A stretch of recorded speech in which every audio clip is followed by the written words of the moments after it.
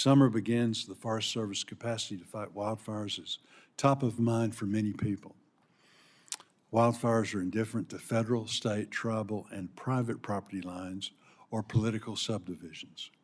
Last year, we saw over 5 million acres burned, with another 8.9 million burned in 2024. The outlook for this year looks grim, with many predicting another active fire season. I look forward to hearing your insight and strategy on how the Forest Service will handle those challenges this year.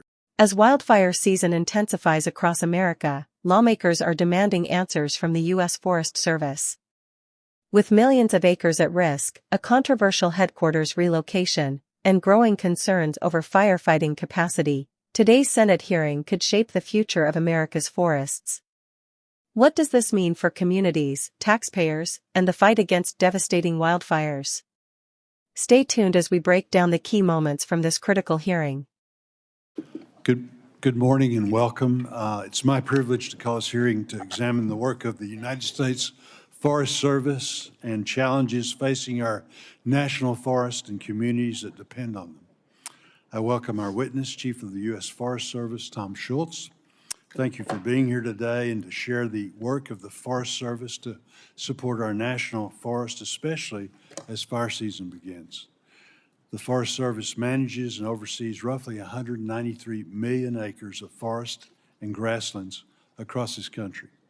My state of Arkansas is home to two of those national forests, the Ozark St. Francis and the Ouachita, which account for nearly 3 million acres between the two. These national forests not only support their local communities' economies, but also by providing recreational access to Arkansans.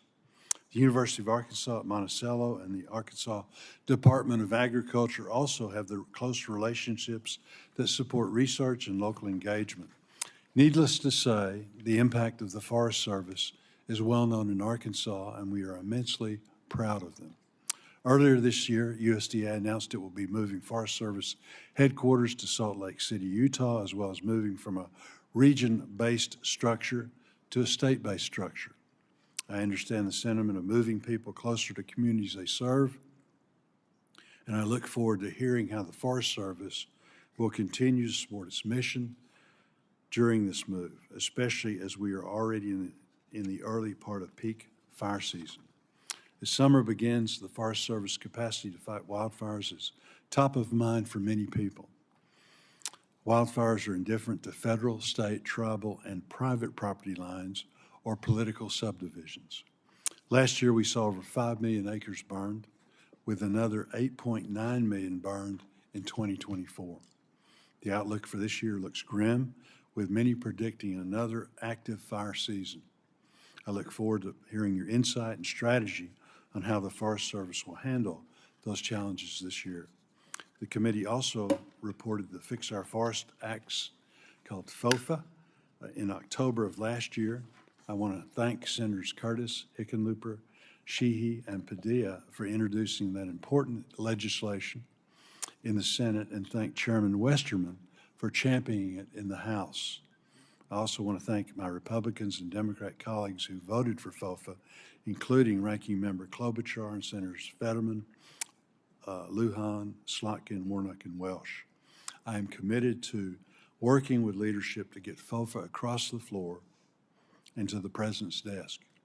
FOFA will provide the Forest Service much needed and streamlined authorities to reduce catastrophic wildfires and improve forest health. Once again, thank you, Chief Schultz, for appearing before the committee today, and I look forward to our discussion. I now turn to Ranking Member Klobuchar for her opening statement. Well, thank you. That concludes today's discussion on the challenges facing the U.S. Forest Service and the nation's wildfire preparedness efforts.